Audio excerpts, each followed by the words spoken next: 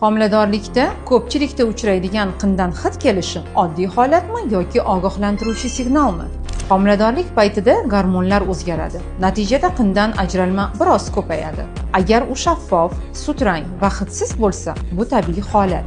Bola va ona uchun xavfli emas.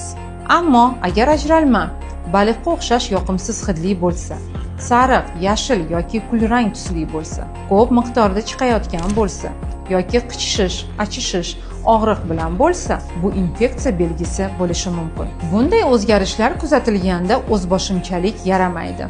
Albatta, shifokor nazoratida bo'lish zarurdir. Homiladorlik davrida turli ajralmalar kelishini oldini olish juda ham muhim. Birinchi navbatda paxta ich kiyimini kiying. Kiyimlar juda tor bo'lmasligi zarur. Haddan tashqari sovun yoki antiseptiklardan ko'p foydalanmang. Toza, lekin tabiiy muvozanatni saqlovchi parvarish kifoyadir. Shuni unutmang, har qanday yoqimsiz hid bu tanangizning sizga e'tibor ber degan signalidir aslida.